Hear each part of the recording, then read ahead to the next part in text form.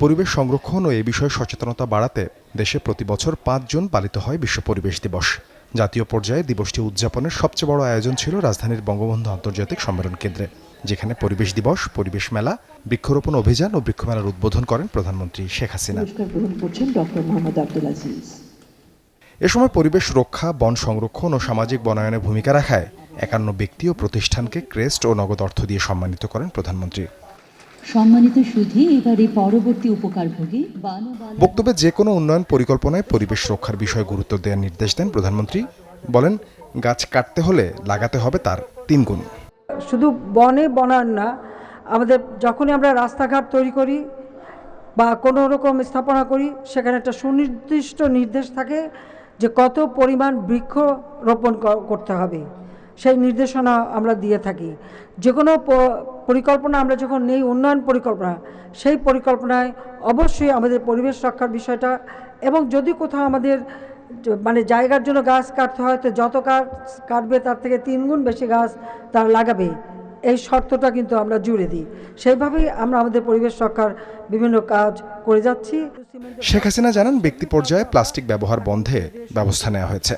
এক্ষেত্রে পচনশীল পাটের ব্যাগের বাণিজ্যিক ব্যবহারের পরিকল্পনা তুলে ধরেন তিনি। সিঙ্গেল ইউজ প্লাস্টিক ব্যবহার বন্ধ করার ব্যবস্থা নেওয়া হয়েছে। যদিও প্লাস্টিক এখনও ব্যবহার হয়, তবে একটা সুখবর হলো পাটের থেকে এমন ধরনের ব্যাগ এবং জিনিস তৈরি হচ্ছে যেটা মাটির সাথে এমনিতেই মিশে যাবে। আমরা এই পাটের থেকে বা বিভিন্নভাবে এগুলি প্রস্তুত করা, সেগুলি ইতিমধ্যে আবিষ্কার হয়েছে। এগুলি যাতে কমার্শিয়ালি ব্যবহার হয় তার জন্য ইন্ডাস্ট্রির সাথে যুক্ত করা হয়েছে। পরে বৃক্ষমেলা ঘুরে দেখেন প্রধানমন্ত্রী শেখ হাসিনা। সাদবিন শফিক, চ্যানেল 24, ঢাকা। বিসমিল্লাহির রহমানির রহিম। মাননীয় সদস্যবৃন্দ, আসসালামু আলাইকুম। বুধবার বিকেলে স্পিকার শিরিন শারমিন চৌধুরীর সভাপতিত্বে শুরু হয় বাজেট অধিবেশন। বাজেট অধিবেশনটি অত্যন্ত তাৎপর্যপূর্ণ। শুরুতে ইরানের প্রেসিডেন্ট ইব্রাহিম রাইসির মৃত্যুতে সংসদে শোক প্রকাশ করা হয়। পালন করা হয় 1 মিনিট নীরবতা। তর্কচিন্তিত প্রশ্ন এক উত্থাপন করছি। এরপর বিভিন্ন প্রশ্নের উত্তর দেন সরকার প্রধান। জানান, যে কেউ কোনো প্রকল্প প্রস্তাব দিলেই তা গ্রহণ করে না সরকার। বিবেচনা করা হয় প্রকল্পে দেশ ও জনগণের কল্যাণ আছে কিনা।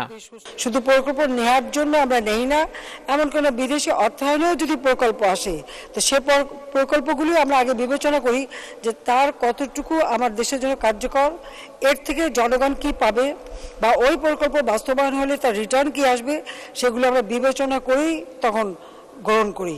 এবং এটা আমার দেশীয় অর্থ হোক, বিদেশি অর্থ হোক, বা যে কেউ যে কোনো একটা প্রস্তাব দিলেই সেটাকে একদম ঝাঁপিয়ে পড়া, সেটা কিন্তু আমি পড়ি না।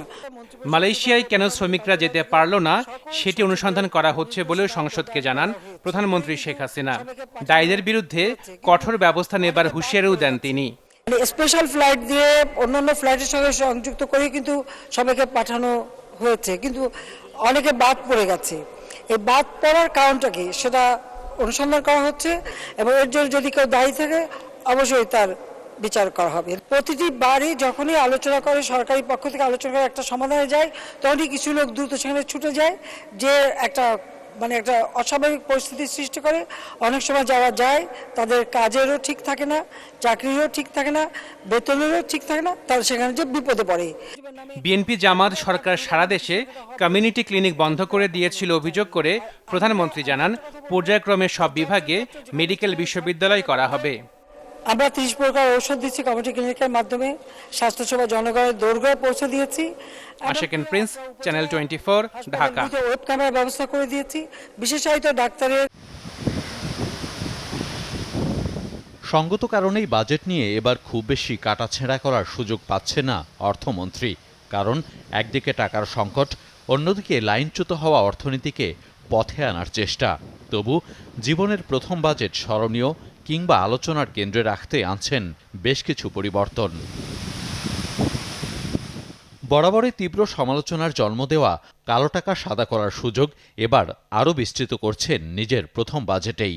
আগে এই সুযোগ কেবল জমি বা ফ্ল্যাটের ক্ষেত্রে থাকলেও নতুন বাজেটে 15% কর দিয়ে বৈধ করা যাবে নগদ অর্থও।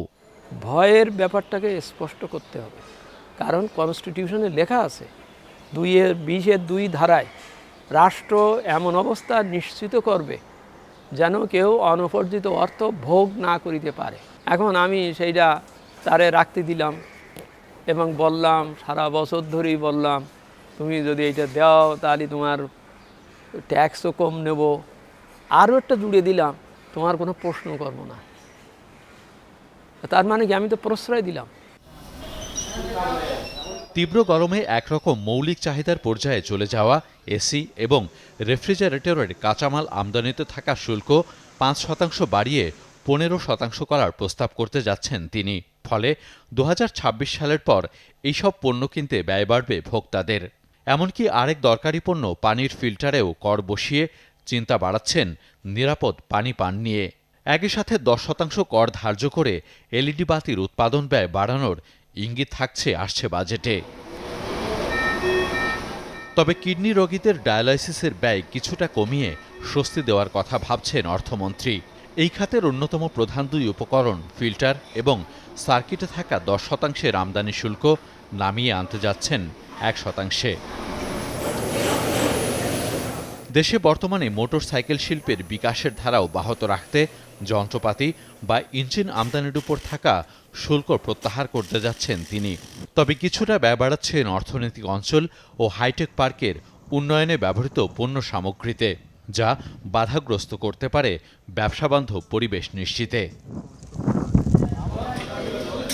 ব্যক্তি পর্যায়ে কর আদায় ও প্রয়োজনে অব্যাহতির মাধ্যমে বৈষম্য কমানোর কথা বলা হলেও এবার সেই পথে হাঁটছেন না অর্থমন্ত্রী। কারণ দীর্ঘ সময়ের চড়া মূল্যস্ফীতি সত্ত্বেও করমুক্ত আয়ের সীমা রেখেছেন আগের 3.5 লাখ টাকায়। অন্যদিকে হাত দেননি ধনীদের সম্পদের উপর থাকা সারচার্জ বা অধিশুল্কর হারে। ইকবাল হাসান, চ্যানেল 24, ঢাকা।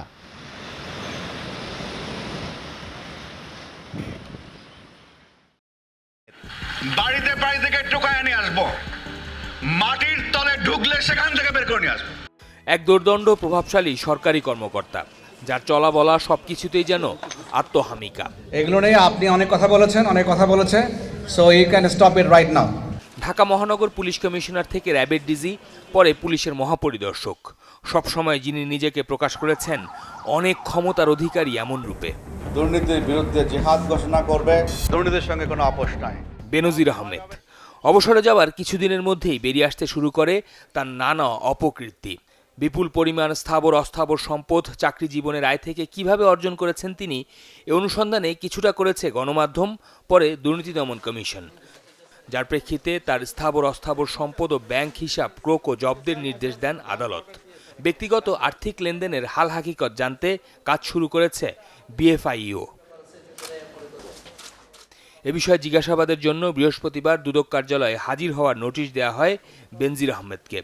একদিন আগে জানা গেল আইনজীবীর মাধ্যমে 15 দিন সময় চেয়ে আবেদন করেছেন পুলিশের সাবেকেই মহাপরিদর্শক। আমরা এটা সঠিকভাবে জানি না, তো শুনতে পেরেছি যে উনি চিঠি পাঠিয়েছে সময় চেয়ে বোধ হয়। এটা তো আমাদের ব্যাপার না, এটা তো আইওর ব্যাপার, যে ইনভেস্টিগেশন অফিসার সে জানবে, এটা কমিশন পর্যন্ত আসে না। শুনেছি যে 15 দিনের সময় চাইতে পারে, কত চেয়েছে আমি জানি না, আইনে বলা আছে 15 দিন পর্যন্ত সময়। যদি সন্তুষ্ট হয়, অনুসন্ধান কর্মকর্তা সন্তুষ্ট হয়, সে সময় মঞ্জুর করতে পারে, এটা কমিশনের ব্যাপার না। দুদক কমিশনার জানান, আইন অনুযায়ী 45 কর্মদিবসের মধ্যে অনুসন্ধান শেষ করতে হবে তদন্তকারী দলকে। বাড়তি সময় লাগলে কমিশনকে অবহিত করতে হবে। এর চেয়ে বেশি কিছু বলতে চাননি দুদকের এই কমিশনার। শফিকুল ইসলাম সবুজ, চ্যানেল 24, ঢাকা।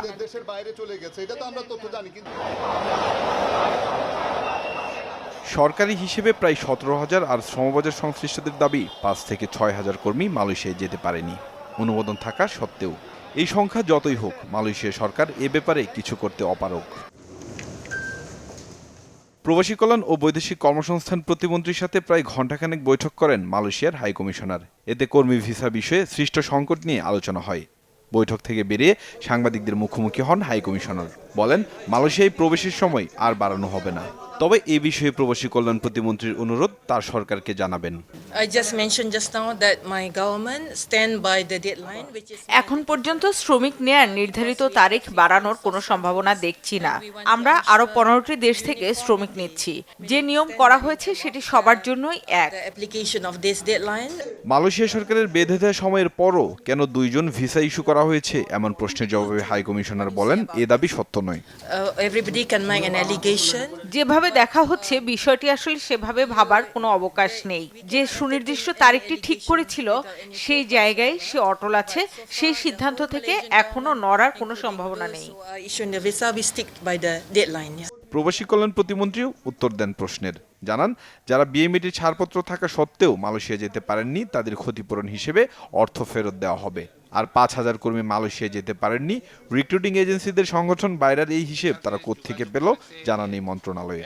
যারা এজেন্টের মাধ্যমে যাওয়ার প্রস্তুতি নিয়েছে, যারা এমনকি যারা ভিসা পায় নাই, তাদের ব্যাপারেও আমাদের মন্ত্রণালয় কনসিডার করবে এবং তাদের যাতে ক্ষতিপূরণের ব্যবস্থা করা যায় সেই ব্যাপারে আমরা ব্যবস্থা করতেছি। সেটা আমরা অত্যন্ত আন্তরিক, মাননীয় প্রধানমন্ত্রী অত্যন্ত আন্তরিক। মালয়েশিয়ায় যারা যেতে পারেননি ইমেল ও ফোনের মাধ্যমে তাদের প্রবাসী কল্যাণ মন্ত্রণালয়ে যোগাযোগ করতে বলা হয়েছে। এ বিষয়ে গণবিজ্ঞপ্তি দিয়েছে প্রবাসী কল্যাণ ও বৈদেশিক কর্মসংস্থান মন্ত্রণালয়। সম্রাট হোসেন, চ্যানেল 24, ঢাকা।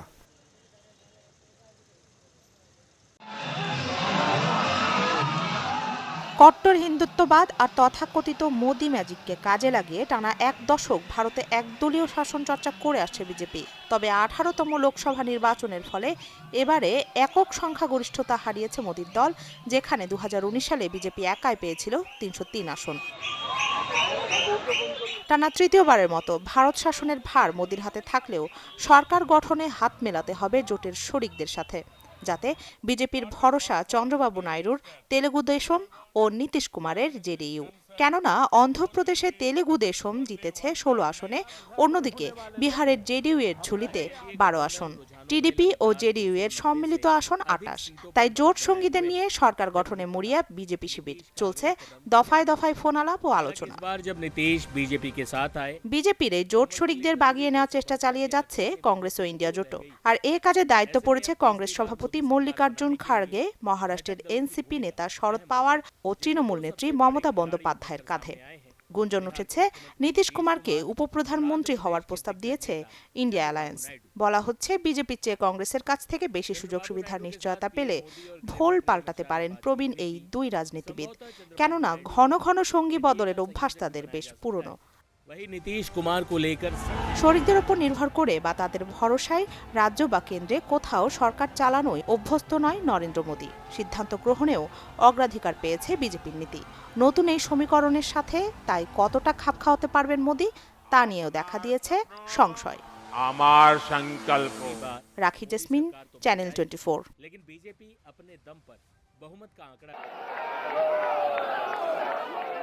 2009 সালে কংগ্রেসের সরকার গঠনের নেপথ্য কারিগর মা সোনিয়া গান্ধীর আশীর্বাদে রাজনীতির মাঠে এগিয়ে চলা রাহুল গান্ধীর।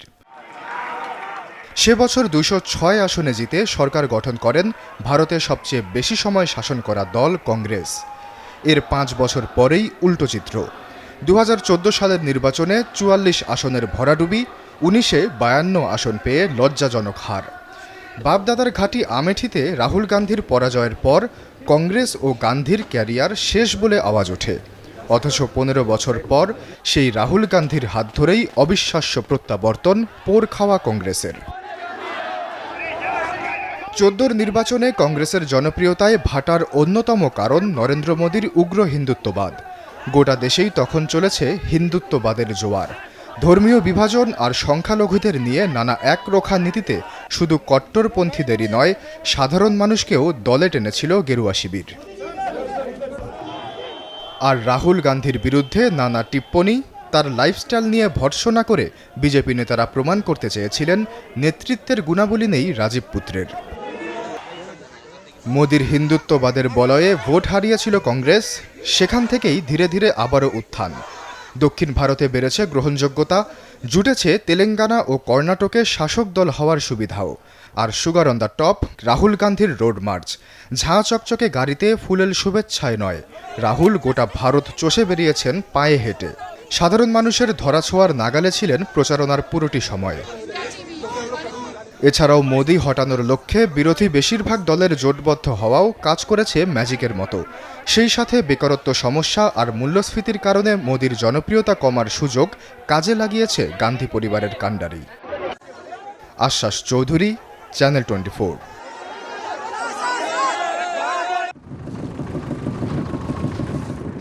ইঞ্জিন চালিত ট্রলারের ছাদে ঝুলছে লাউ। ট্রলার চালক মোহাম্মদ নুরনবী রাঙামাটির লংগদু উপজেলা থেকে মাছ নিয়ে প্রতিদিন যান কাপ্তাই বিএফডিসির ল্যান্ডিং ঘাটে। দিনের বেশিরভাগ সময় তার কাটে এই ট্রলারে। সেই ট্রলারে তিনি নিলেন ব্যতিক্রমী এক উদ্যোগ, করেছেন লাউ চাষ। ট্রলারের কাজে বোটের নিচের অংশ ব্যবহার হলেও ছাদের তেমন কোনো ব্যবহার নেই, তাই ছাদটি তিনি ব্যবহার করেছেন সবজি চাষে। ট্রলারের ছাদে এখন ঝুলে আছে 8 থেকে 10টি লাউ। সেই লাউ তিনি নিজে খান, পাশাপাশি প্রতিবেশীদের মাঝেও বিলি করেন। শখের বশে এমন উদ্যোগ বলে জানালেন নুরনবী। এই বছর ভালো ফলন পেয়েছি, সবাইকে দিচ্ছি। যেমন আজকে সকালবেলা আমি 4টা লাউ 4 জায়গায় পাঠাইছি। এই ধরনের চাষটা যদি সবাই করে তাহলে দেখতেও সুন্দর এবং মানুষও খুব আনন্দ পায় দেখা। এমন ব্যতিক্রমী উদ্যোগ স্থানীয়দের মধ্যে বেশ সাড়া ফেলেছে। অনেকেই ট্রলারটি দেখতে প্রতিদিন হাজির হচ্ছেন, অনেকে আবার এই ধরনের বাগান করার জন্য নিচ্ছেন প্রয়োজনীয় পরামর্শ। বোটের মধ্যে তো নদীপথে এটি প্রথম দেখা, তো এটি আসলে অনুকরণীয় একটি উদ্যোগ হতে পারে। আরো উদ্যোগী হবে মানুষ, এগুলা দেখে আমাদের টুরিস্টগুলা এখানে মানে রাঙামাটি এসে ঘোরার আরো আনন্দ বুক করবে। এই ছোট বোট থেকে অন্তত বছরে 20টি করে যদি লাউও পায় তাহলেও আপনার একটা মানে এখানকার যে সবজির চাহিদা পূরণে বিশাল ভূমিকা রাখবে। ব্যক্তিগত এমন উদ্যোগের ফলে বিষমুক্ত সবজি উৎপাদন করা সম্ভব। এমন চাষাবাদে যারা এগিয়ে আসবে তাদের সব ধরনের সহযোগিতার আশ্বাস কৃষি বিভাগের। ব্যক্তিগত চাহিদাটা যেখানে যদি পূরণ করতে পারে তাহলে কিন্তু এখান থেকে সে একটা বিষমুক্ত নির্ভেজাল সবজি সে উৎপাদন করতে পারে। এই ধরনের একটা আমরা কাজ আমরা হাতে নিতে পারি, যার মাধ্যমে কৃষক যারা বোট চালক যারা আছে তারা উদ্বুদ্ধ হবে এবং সীমিত পরিসরে কিছু সবজি বা তারা শাক এখান থেকে উৎপাদন করতে পারবে। কাপ্তাই হ্রদে পর্যটকবাহী সহ বিভিন্ন ইঞ্জিন চালিত নৌযান রয়েছে প্রায় 5000। জিয়াউল হক, চ্যানেল 24, রাঙ্গামাটি।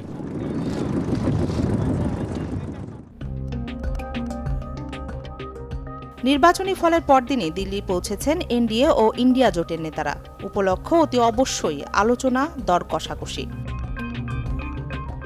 এই আলোচনার কেন্দ্রে তেলেগু দেশম পার্টির চন্দ্রবাবু নাইডু ও জনতা দল ইউনাইটেডের নীতিশ কুমার, দুজনই বিজেপির জোটসঙ্গী। চন্দ্রবাবু নাইডু নরেন্দ্র মোদীকে অভিনন্দনও জানিয়েছেন। তবে মাথায় থাকা দরকার, নাইডু ও নীতিশ দুজনই মোদীর কড়া সমালোচক। নীতিশ বিজেপি বিরোধী নতুন রাজনৈতিক জোট গঠনের আলোচনাও শুরু করেছিলেন একসময়, পরে অবশ্য শেষ মুহূর্তে যোগ দেন এনডিএতে। অর্থাৎ এই দুই রাজনীতিকেরই অতীত রেকর্ড খুব একটা আস্থার নয়। অন্যদিকে ইন্ডিয়া জোটের নেতা সমাজবাদী পার্টির অখিলেশ যাদব, আরজেডির তেজস্বী যাদব, উদ্ধব ঠাকরে, শরদ পাওয়ার ও ডিএমকের এমকে স্টালিন রাজধানী দিল্লি গেছেন বৈঠকে অংশ নিতে। এনডিএ ও ইন্ডিয়া দুই জোটই ক্ষমতায় যেতে মরিয়া। বিজেপি যদি আসলেই তৃতীয়বারের মতো প্রধানমন্ত্রীর দপ্তরে নিজেদের আধিপত্য রাখতে চায়, নীতিশ ও নাইডুর আটা শাসন ছাড়া সম্ভব নয়। আর ইন্ডিয়া জোট যেখানে কংগ্রেস আছে, তার ক্ষমতায় ফিরতে চাইলে নীতিশ নাইডুর আটা শাসন ছাড়াও প্রয়োজন পড়বে স্বতন্ত্র কিছু এমপির সমর্থন।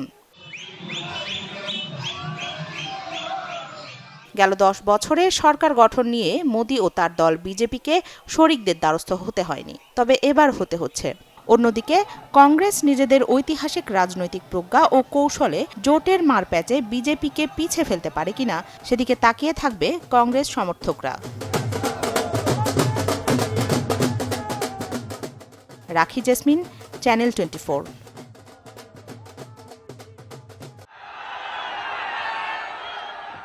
লোকসভার নির্বাচন ঘিরে দফায় দফায় পশ্চিমবঙ্গ সফর করেছেন নরেন্দ্র মোদী, অমিত শাহ, জেপি নাড্ডারা। ঝড় তুলেছেন প্রচারে, করেছেন জমকালো রোড শো। এতে তৃণমূলের ঘাঁটিতে ভাটার শঙ্কাও তৈরি হয়। পশ্চিমবঙ্গে অন্য যে কোনো বারের চেয়ে এবার বেশি আসন পাওয়ার গুঞ্জনও ছড়িয়ে দেয় বিজেপি। बीजेपी का मजबूत होना बहुत जरूरी है। তবে ভোটের ফল ঘোষণার পরই পাল্টে গেল সমীকরণ। পশ্চিমবঙ্গে ম্যাজিক দেখাতে পারেনি মোদি।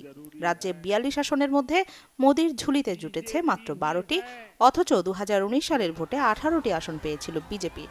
প্রশ্ন উঠেছে, রাজনীতির খেলায় কোন ভুলে পশ্চিমবঙ্গে ধাক্কা খেল বিজেপি?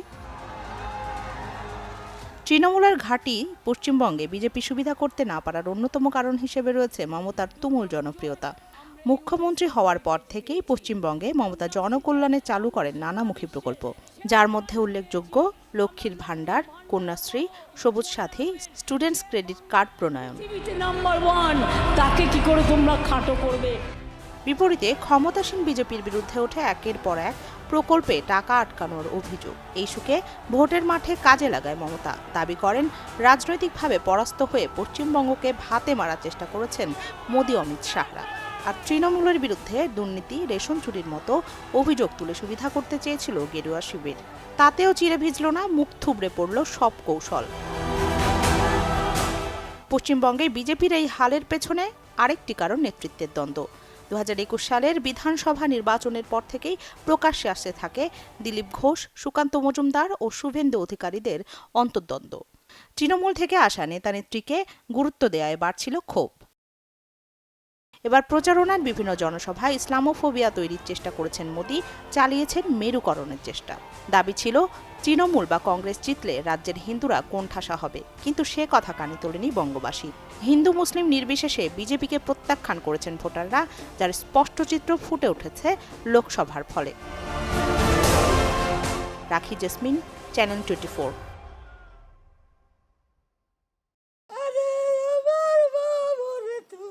সন্তান হারানো শোকে চোখের পানি শুকায় না তারা বানুর। কেননা গত বছর সাগরে মাছ ধরতে গিয়ে ঘূর্ণিঝড় মিথিলির কবলে পড়ে নিখোঁজ হন তার ছেলে ইউনুস সর্দার। 6 মাস 7 মাস হয়ে গেছে, কোনো সন্ধান বাবা পাইও না।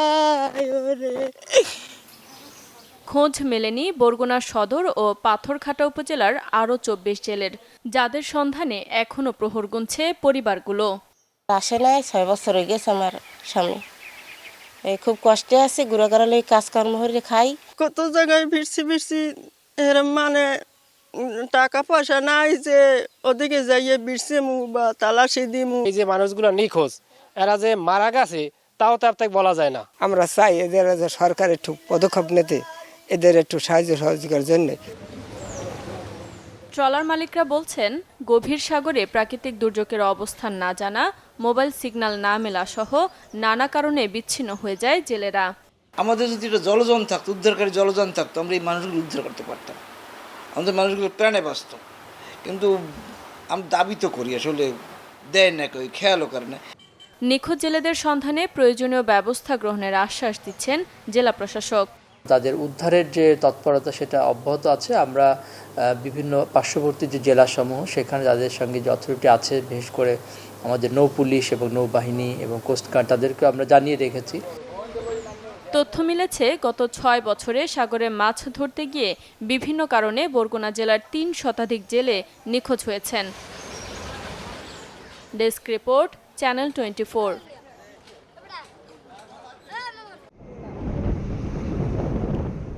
চট্টগ্রাম বন্দরের বে টার্মিনালের 3টি অংশ নির্মাণ করবে আরব আমিরাতের ডিপি ওয়ার্ল্ড, এডি পোর্টস আর সিঙ্গাপুরের পিএসএ। এছাড়া বন্দরের নবনির্মিত পতেঙ্গা কন্টেইনার টার্মিনাল পিসিটির অপারেশনের দায়িত্ব পেয়েছে সৌদি প্রতিষ্ঠান আরএসজিটি।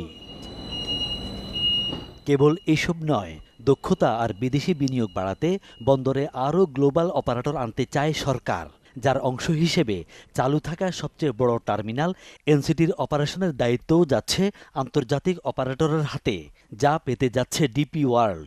এ বিষয়ে সরকারের নীতিগত সিদ্ধান্তের পর করণীয় ঠিক করতে গঠন করা হয় একটি কমিটি, নিয়োগ দেওয়া হয় প্রকল্প পরিচালক, চুক্তি হয় ট্রানজ্যাকশন অ্যাডভাইজার আইএফসির সাথে।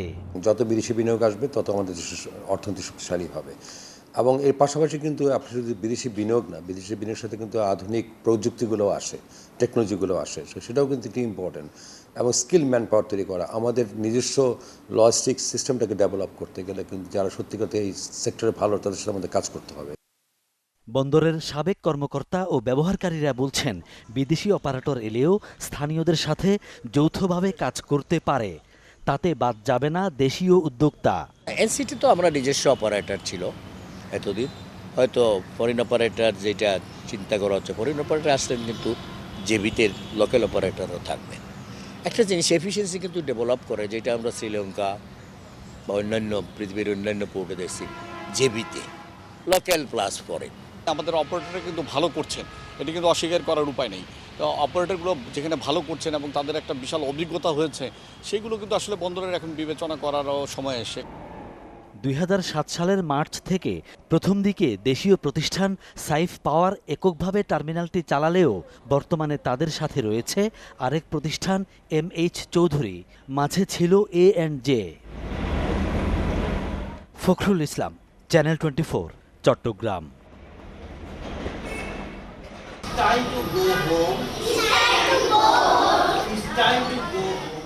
শিক্ষা যদি হয় জাতির মেরুদণ্ড, তবে সে শিরদাঁড়া টনটনে রাখতে পরিকল্পনা যেমন প্রয়োজন, বিকল্প নেই বরাদ্দ বাড়ানোরও। কিন্তু বাংলাদেশ জন্মের পর থেকে এখন অবধি চিত্রটা কেমন? বিশ্বব্যাংকের তথ্য বলছে, স্বাধীনতার পর থেকে এদেশের মোট দেশজ উৎপাদনের অনুপাতে শিক্ষায় খরচ হয়েছে সর্বোচ্চ 2.2%। অথচ কত সরকার এলো গেল, চিকন থেকে মোটা হলো বাজেট, বাড়ল কলেবর। হতাশ হতে হয় আশেপাশের দেশের সাথে তুলনা করলেও।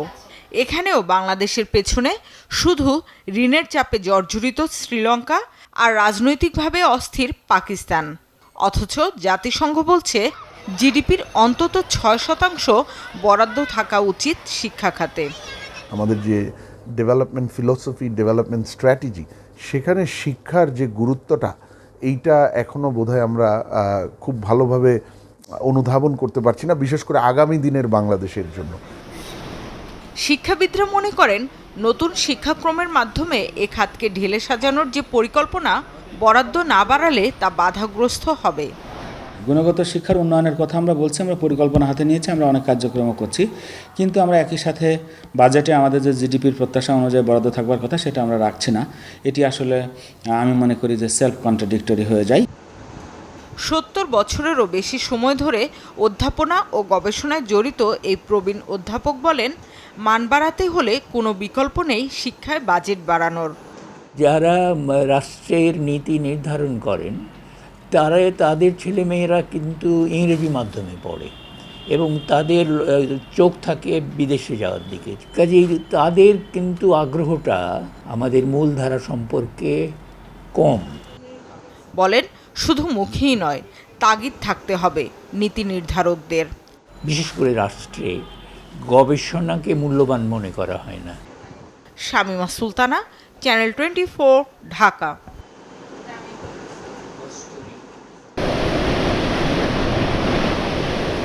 ছাব্বিশ মে বাংলাদেশের উপকূলে আঘাত হানে ঘূর্ণিঝড় রিমাল, বিধ্বস্ত হয় উপকূল।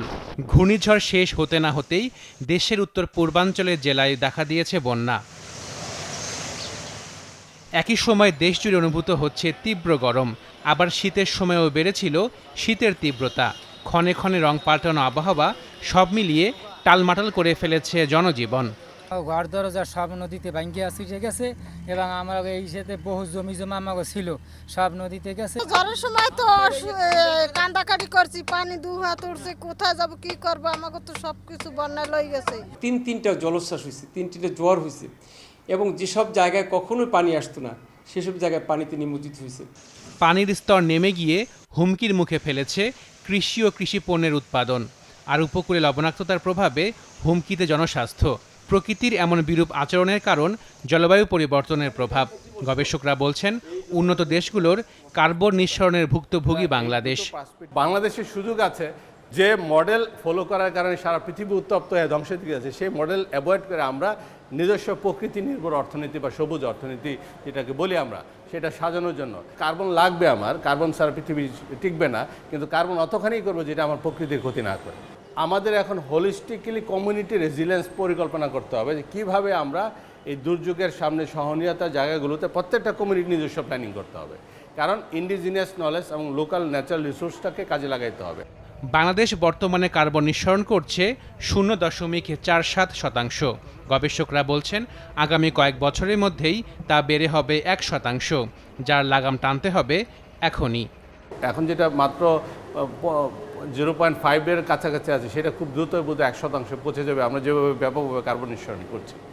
আশিকুন Prince, channel 24, Dhaka. Time bound খাত ভিত্তিক আমাদের যারা, এটা তো উন্মুক্ত অর্থনীতির সময়। আবুল হাসান মাহমুদ আলী, অর্থনীতির ছাত্র ও পরবর্তীতে 2 বছরের জন্য শিক্ষক, কিন্তু 1966 সাল থেকে পরের 5 দশকের পুরোটাই কেটেছে পেশাদার কূটনৈতিক ও এ সংক্রান্ত নীতি নির্ধারণের সঙ্গে। অর্থাৎ সেই হিসাবে দীর্ঘ সময় ধরে একরকম বাইরে অর্থনৈতিক কর্মকাণ্ড থেকে। শেষ 5 বছর অর্থ মন্ত্রণালয় সংক্রান্ত সংসদীয় কমিটির চেয়ারম্যান হিসেবে দায়িত্ব পালন করলেও রাখতে পারেননি উল্লেখযোগ্য কোনো ভূমিকা। কিন্তু তিনিই এখন রেকর্ড করতে যাচ্ছেন 82 বছর বয়সে প্রথমবারের মতো বাজেট দিয়ে। এমন একটা সময়ে বাজেট দিচ্ছেন নতুন অর্থমন্ত্রী যখন মূল্যস্ফীতির ক্রমাগত চাপে অতিষ্ঠ সাধারণ মানুষ। গেল কয়েক বছর ধরে অর্থনীতির নানা সূচকের অস্বস্তি, অব্যবস্থাপনা আর সংকট সমস্যার এক বিশাল বোঝা চেপে আছে তার কাঁধে। রয়েছে বিনিয়োগ, কর্মসংস্থান বাড়িয়ে অর্থনীতিতে প্রাণচাঞ্চল্য ফেরানোর তাগিদও। ফলে এই সমীকরণ মেলাতে তিনি কোন নতুনত্ব সামনে নিয়ে আসেন সেটাই দেখার বিষয়। স্বাধীনতার পর 53তম বাজেটকে স্মরণীয় করে রাখতে নিঃসন্দেহে অনন্য এক আকাঙ্ক্ষা ছিল তার, কিন্তু নড়বড়ে অর্থনীতির বহুমাত্রিক চাপ সামাল দিতে অত্যন্ত রক্ষণাত্মক এক বাজেট দিতে হচ্ছে তাকে। ফলে এই বাজেটের মাধ্যমে তিনি কতটা সাধারণ মানুষের কাছাকাছি যেতে পারবেন সেটিই এখন বড় প্রশ্ন। সুখী, সমৃদ্ধ, উন্নত ও স্মার্ট বাংলাদেশ বিনির্মাণের অঙ্গীকার থাকছে নতুন অর্থমন্ত্রীর। তার আগে অর্থনীতিকে নতুন মাত্রা দিতে গুরুত্বপূর্ণ এই দলিল প্রণয়ন ও সংসদে পেশ করেন সব মিলিয়ে 12 জন অর্থমন্ত্রী ও উপদেষ্টা, যেখানে মোট 12 বার করে পেশ করে রেকর্ডের মালিক প্রয়াত 2 অর্থমন্ত্রী আবুল মাল আব্দুল মুহিত ও এম সাইফুর রহমান। রাকিব হোসেন, চ্যানেল 24, ঢাকা। বৈরী আবহাওয়া ও রোগের প্রাদুর্ভাবে বিশ্বব্যাপী কমছে কমলার উৎপাদন, ফলে বাড়ছে কমলার জুসের দাম। গেল মাসে যা ছাড়িয়েছে পাউন্ড প্রতি $4.92, যা গেল বছরের একই সময়ের চেয়ে প্রায় দ্বিগুণ। ধারণা করা হচ্ছে একই হারে বাড়তে থাকলে যা গিয়ে দাঁড়াবে $5.25। খরা, বন্যা ও চাহিদা অনুযায়ী সরবরাহের সীমাবদ্ধতার কারণে জুসের দাম বেড়ে এখন রেকর্ড উচ্চতায়। গবেষণা গ্রুপ মিনটেক জানায়, দাম বাড়ায় কমলার বিকল্প হিসেবে অন্যান্য ফলের কথা ভাবছেন জুস নির্মাতারা, যার মধ্যে প্রাধান্য পাচ্ছে নাশপাতি, আঙুর ও আপেল। এছাড়াও বিকল্প ফলের পাশাপাশি কমছে জুসের পরিমাণও। নতুন রোগের কারণে প্রতিনিয়তই কমছে কমলার উৎপাদন, যার মধ্যে রয়েছে সাইট্রাস গ্রিনিং নামক এক ধরনের দুরারোগ্য ব্যাধি। সাইলিক নামক পোকার আক্রমণে পুরো রস শুষে ফলকে তিক্ত করে তোলে। মার্কিন যুক্তরাষ্ট্রে প্রথম এই পোকা শনাক্ত করা হলেও পরে তা ছড়িয়ে পড়ে পুরো ফ্লোরিডা জুড়ে। তথ্য বলছে 2 দশক আগেও ফ্লোরিডায় 240 মিলিয়ন বক্স কমলা উৎপাদন হলেও জলবায়ু পরিবর্তনের কারণে এখন তা নেমে এসেছে মাত্র 17 মিলিয়নে। মূলত 3 দশকের মধ্যে সবচেয়ে খারাপ উৎপাদন দেখছে দেশটি। রাবো ব্যাংকের বিশ্লেষকরা বলছেন, ব্রাজিলে গড় তাপমাত্রা বৃদ্ধি ও কম বৃষ্টিপাতের কারণে ক্ষতিগ্রস্ত হয়েছে কমলার উৎপাদন। এছাড়াও দেশের দক্ষিণ পশ্চিমাঞ্চলের প্রধান কমলার বাগানগুলোর 40% সাইট্রাসের আক্রমণে কমেছে উৎপাদন। আগে যেখানে বছরে 300 মিলিয়ন বক্স কমলার উৎপাদন হতো, এখন তা 1/4 কমে হয়েছে 232 মিলিয়ন বক্স। তবে উৎপাদন কমলেও চাহিদা কমার কোনো লক্ষণ নেই এই অঞ্চলগুলোতে, যে কারণে দামও বেড়েই চলেছে সমানতালে। 2022-23 অর্থ বছরে মার্কিন যুক্তরাষ্ট্রে কমলার জুস উৎপাদন হয়েছিল 85,000 মেট্রিক টন, আর একই বছরে ব্রাজিলের মোট উৎপাদনের পরিমাণ ছিল 1 মিলিয়ন মেট্রিক টন। নাদিয়া ইসলাম তুলি, চ্যানেল 24।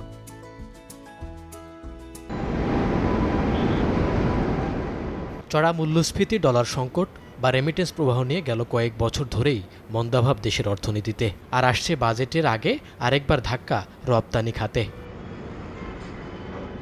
ইপিবির সবশেষ হিসাব বলছে গেল মাসে রপ্তানি থেকে আয় এসেছে 407 কোটি ডলার, যা গত বছরের একই সময়ের চেয়ে 16% কম। আর চলতি অর্থ বছরের প্রথম 11 মাসে রপ্তানি থেকে এসেছে 5154 কোটি ডলার, যা লক্ষ্যমাত্রার চেয়ে 477 কোটি ডলার কম। রপ্তানি হওয়া পণ্যের মধ্যে বরাবরের মতোই তালিকার প্রথমে তৈরি পোশাক। আর রপ্তানি কমেছে চামড়া ও চামড়াজাত পণ্য, হোম টেক্সটাইল ও পাট ও পাটজাত পণ্যের। রপ্তানি আদেশ কম, বায়ারদের সাথে আমরা এক্সপোর্ট অর্ডার নিতে পারছি না, কারণ নানা রকমের সমস্যা আছে।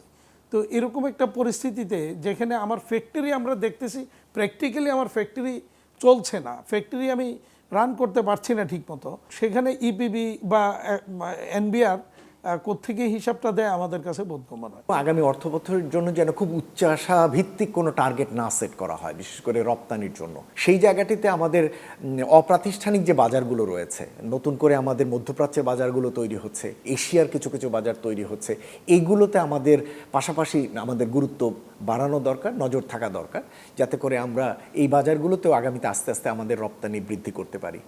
অন্যদিকে প্রবাসীর সংখ্যা বাড়লেও সেই তুলনায় বাড়ছে না প্রত্যাশিত প্রবাসী আয়। চলতি অর্থ বছরের গেল 11 মাসে বৈধ পথে দেশে প্রবাসী আয় এসেছে 2137 কোটি ডলার।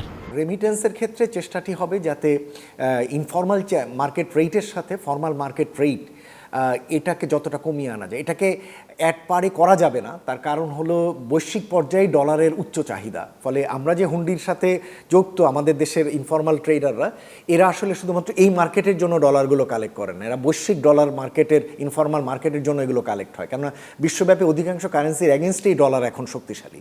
সুতরাং সেই জায়গাটিতে হয়তো এক পারে যাওয়া যাবে না, কিন্তু অন্তত চেষ্টা করা উচিত যে ইনফর্মাল মার্কেট রেট এবং ফর্মাল মার্কেট রেটের পার্থক্যটা কমিয়ে আনার ক্ষেত্রে যতটা কারেন্সিকে আমাদের কারেন্সিকে মার্কেট বেসডের কাছাকাছি নিয়ে যাওয়া যায়। বৈধ পথে রপ্তানি আয়ের লক্ষ্যে প্রবাসীদের স্মার্ট কার্ড প্রদান সহ স্থানীয় সুবিধা বাড়ানোর পরামর্শ তাদের। মইনুল হাসান, চ্যানেল 24, ঢাকা।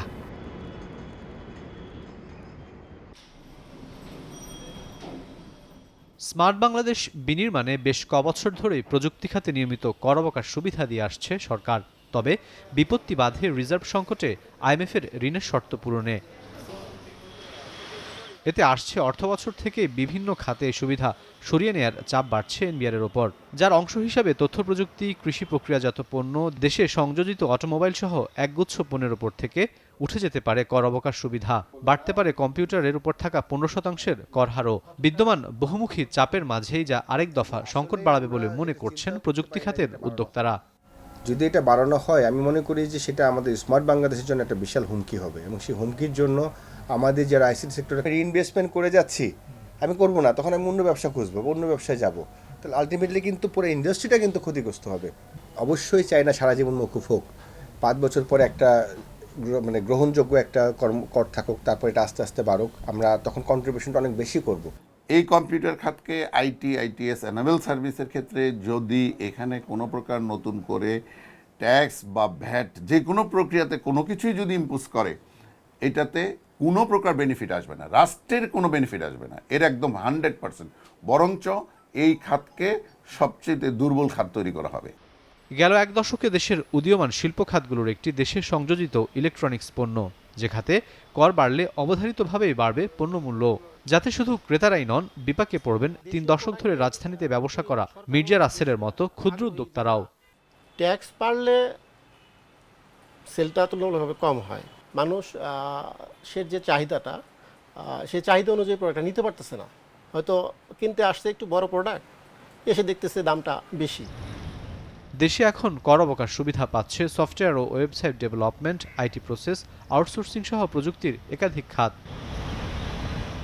স্থানীয় শিল্পের বিকাশ এবং সুরক্ষায় বরাবরই বেশ কিছু পণ্যের ওপর সরকার দিয়ে আসছে কর অবকাশ সুবিধা। তবে আসছে অর্থবছরের বাজেটে এনবিআর উপর রাজস্ব আদায়ের লক্ষ্যমাত্রার চাপ এবং আইএমএফের ঋণের শর্তের বেড়াজালে এ ধরনের সুবিধা কমিয়ে আনার সিদ্ধান্ত নিয়েছে সরকার। তবে খাত সংশ্লিষ্টরা বলছেন যে চলমান অর্থনৈতিক বাস্তবতায় এ ধরনের সিদ্ধান্ত মরার ওপর খাড়ার ঘা হিসাবে দেখা দিবে উদীয়মান খাতগুলোর জন্য। রাকিব আল জাবেদ, চ্যানেল 24, ঢাকা।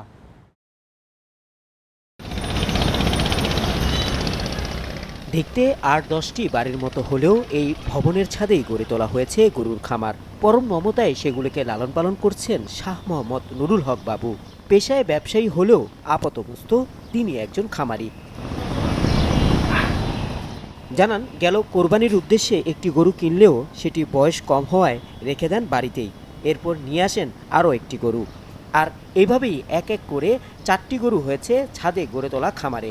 খাবার হিসাবে ব্যবহার করছেন খৈল, ভুসি, খড় আর কাঁচা ঘাস। আমি প্রথম 2টা গরু কিনেছিলাম। 2টা গরু কেনার পরে দেখি যে 2টা গরুতে যে খাবারগুলো হয় সেটা ওয়েস্টেজ যায়, তা আরও 2টা কিনলে একটু ওয়েস্টেজটা কম হয়।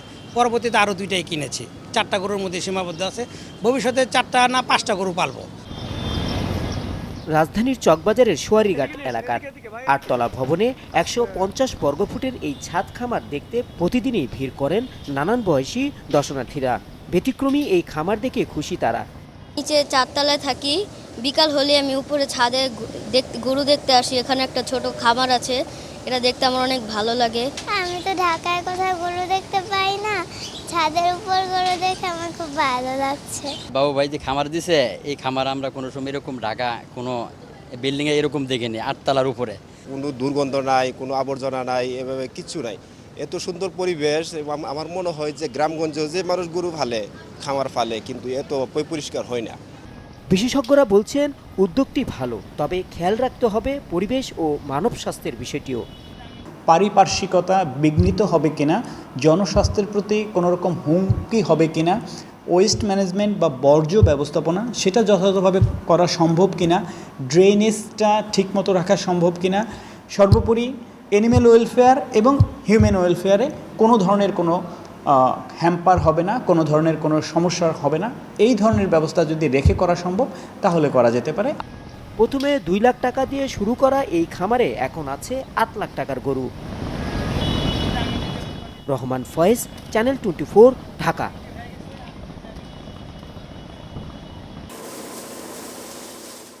বিশাল আকৃতির এই ষাঁড় গরুটির নাম বাহাদুর। কোরবানির ঈদ উপলক্ষে যা প্রস্তুত করছেন সিরাজগঞ্জ পৌর এলাকার খামারি নির্ঝর খান। এই খামারি জানান 17 মাস ধরে সম্পূর্ণ প্রাকৃতিক খাবার খাইয়ে লালন পালন করছেন বাহাদুরকে। দাম হাঁকাচ্ছেন 6 লাখ টাকা। হোলিস্টাইন ফ্রিজিয়ান জাতের এই গরুটি বিক্রি করে লাভের আশা তার। যে পরিমাণ কস্টিং হচ্ছে, এখন আমরা এটা নিয়ে আসলে টেনশনে আছি যে পরিমাণ আমরা গরু তৈরি করতে যে পরিমাণ আমাদের খরচ হয়েছে, আমরা এই পরিমাণ দাম আশানুরূপ দামটা আসলে পাবো কিনা, এটা নিয়ে আসলে আমরা একটু টেনশন করছি। জেলায় ছোট বড় মিলিয়ে গোখামার রয়েছে প্রায় 20,000। এর মধ্যে 17,000 খামারে কোরবানির জন্য গবাদি প্রাণী প্রস্তুত করা হচ্ছে। খাবার হিসেবে ব্যবহার করা হচ্ছে ভুসি, খৈল, খড় আর কাঁচা ঘাস।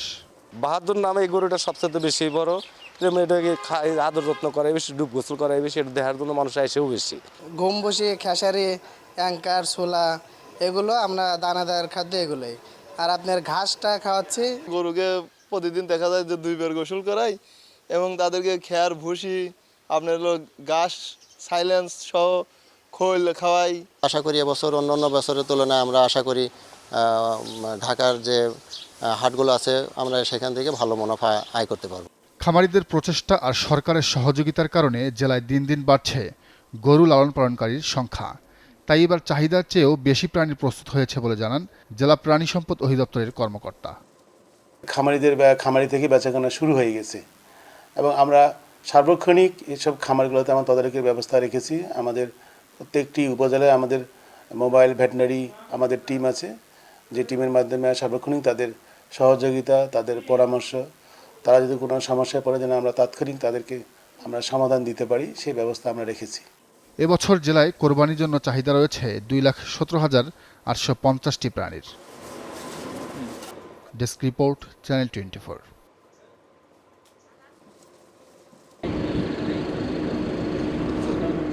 দিগন্তজোড়া বাগান জুড়ে সবুজের সমারোহ। আপেল কুঁড়ির বাতাসে দোল খাওয়ার এই দৃশ্য নয়ন জোড়ালেও শান্তি নেই কৃষকের মনে। ইতিহাসের উষ্ণ বসন্তের পর ক্রিমিয়া উপদ্বীপে দেখা দিয়েছে ভারী তুষারপাত, যার নেতিবাচক প্রভাবে দেদারসে মরছে ফলসহ মুকুল, আর দুশ্চিন্তায় ইউক্রেনের কৃষকরা।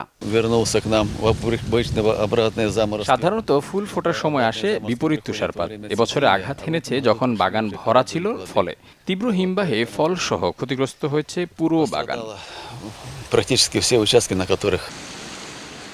বছরের এ সময়টা ফল ভর্তি থাকার কথা থাকলেও মরে গেছে 165 হেক্টর খামারের পুরোটার ফুল। বাগানীরা বলছেন নজিরবিহীন তুষারপাতে দেখা দিয়েছে ফলন বিপর্যয়। ফুল ফোটার সময় তুষারপাত এই প্রথম দেখছি। আমার জীবদ্দশায় কখনোই ফুল থেকে গুটি আসার সময় তুষারপাত দেখিনি। দেখুন, ডিম্বাশয়গুলো খারাপ আকৃতির, ছোঁয়ার সাথে সাথেই ঝরে যাচ্ছে। বাগানীরা বলছেন এরই মধ্যে নষ্ট হয়ে গেছে শতকরা 95% ফল। এতে শঙ্কা তৈরি হয়েছে আপেল সংগ্রহের লক্ষ্যমাত্রা পূরণ নিয়ে। 3.5 থেকে 4,000 টন আপেল সংগ্রহের পরিকল্পনা করেছিলাম আমরা। অবস্থা যা দেখছি আর বিশেষজ্ঞরা যা বলছেন, এতে 100 বা 200 টনের বেশি ফল পাওয়ার আশা করা যাচ্ছে না। চলতি বছর আপেল রপ্তানি খাতে 130 থেকে 150 মিলিয়ন রুবল রাজস্ব আদায়ের লক্ষ্য ছিল ইউক্রেন সরকারের, যা উল্লেখযোগ্য হারে কমে যাওয়ার শঙ্কা তৈরি করেছে অসময়ের তীব্র তুষারপাত। মামুন উর রশিদ, চ্যানেল 24।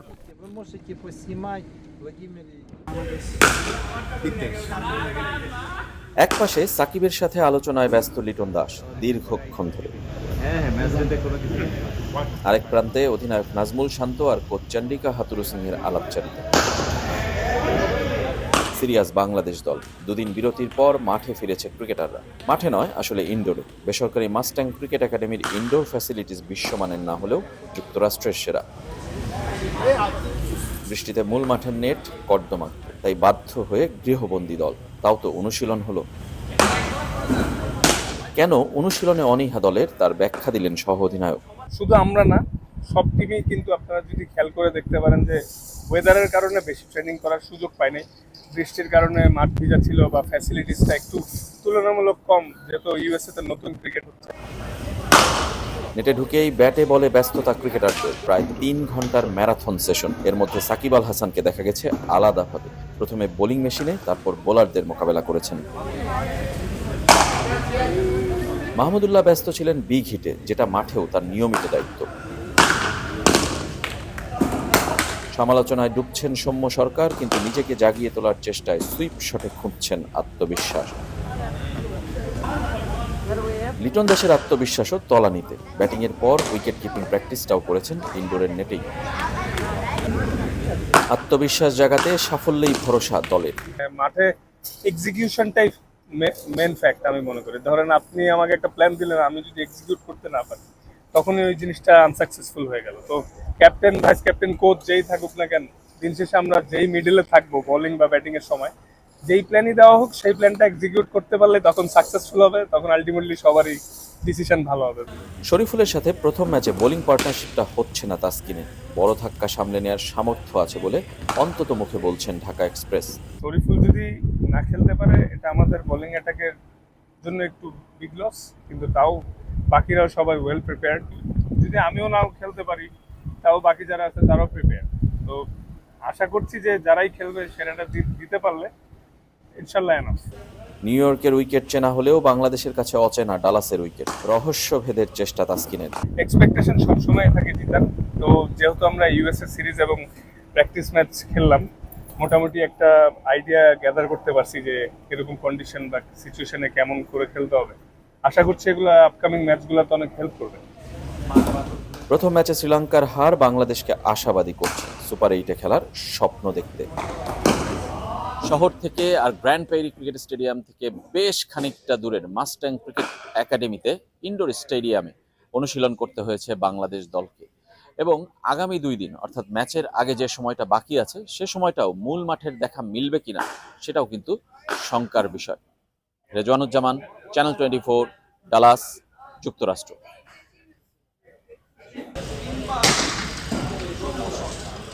আয়ারল্যান্ডের কাছে হার, দ্বিতীয় সারির নিউজিল্যান্ড দলের সাথে সিরিজ ড্র, ইংল্যান্ডের বিপক্ষে 4 ম্যাচের সিরিজে একটিতেও জিততে না পারা পাকিস্তানের সমালোচনা পিছু ছাড়ছে না।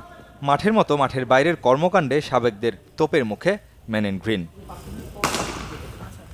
ডালাসে $25 বিনিময়ে ভক্ত সমর্থকদের সাথে ব্যক্তিগত নৈশভোজে দেখা যাচ্ছে বাবর, রিজওয়ান, শাহিন শাহ আফ্রিদিদের। যদিও প্রাপ্ত অর্থ পাচ্ছে পিসিবি, যাকে মোটেই ভালোভাবে দেখছেন না সাবেক উইকেট রক্ষক ব্যাটার রশিদ লতিফ। অফিসিয়াল আর ব্যক্তিগত নৈশভোজ এক বিষয় নয়, এটা খুবই বাজে সিদ্ধান্ত।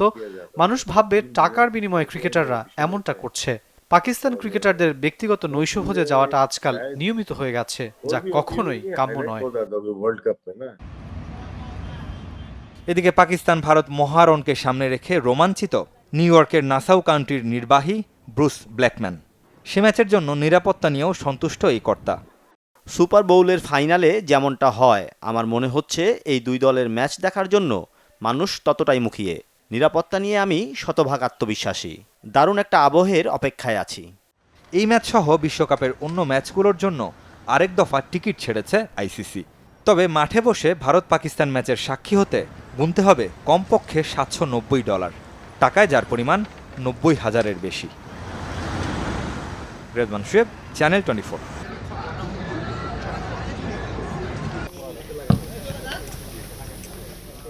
শক্তির বিচারে পার্থক্য আকাশ পাতাল। র্যাঙ্কিংয়ে অস্ট্রেলিয়া যেখানে 24, বাংলাদেশ 184-তে। 3 দেখায় লাল সবুজ হজম করেছে 16 গোল, দিতে পারেনি একটাও। নভেম্বরে মেলবোর্ন থেকে 7-0 গোলে হেরে এসেছে জামাল ভুঁইয়ারা। এবার ঘরের মাঠে ফিরতি লেগ। কন্ডিশন আর দর্শকদের সমর্থনও পক্ষে বাংলাদেশের, তাই হারের আগে হারতে চায় না হাভিয়ের কাব্রেরার দল। আমরা বিশ্বাস করি খেলায় থাকতে পারবো। আগের ম্যাচের চেয়ে উন্নতির চেষ্টা করতে চাই, আর বাংলাদেশের মানুষকে দেখাতে চাই আমরা যে কোনো দলকে চ্যালেঞ্জ জানাতে পারি। কালকে একটা ভালো চান্স আছে, একটা ভালো অপরচুনিটি আছে to show the people of Bangladesh our performance. Card জটিলতায় মুজিবুর রহমান জনি ও বিশ্বনাথ ঘোষকে পাচ্ছেন না কাব্রেরা। ইনজুরিতে স্কোয়াডেই নেই ফাহিম। তবে স্বস্তি দিচ্ছে মোরসালিনো, তারিক কাজীর ফেরা। বিশ্বকাপ বাছাইয়ে নিজেদের গ্রুপের শীর্ষে অস্ট্রেলিয়া। হোম অ্যাডভান্টেজ আর প্রতিপক্ষ নিয়ে বেশি ভাবতে চায় না। নিজেদের স্বাভাবিক ফুটবল খেলে আরেকটি জয়ই তাদের একমাত্র টার্গেট। ঘরের মাঠে তারা কিছুটা হলেও ভালো খেলার চেষ্টা করবে, তবে আমার ছেলেরাও দারুণ কিছু করে দেখাতে প্রস্তুত। প্রতিপক্ষ আর কন্ডিশন নিয়ে ভাবছি না, আমরা জানি মাঠে কি করতে হবে।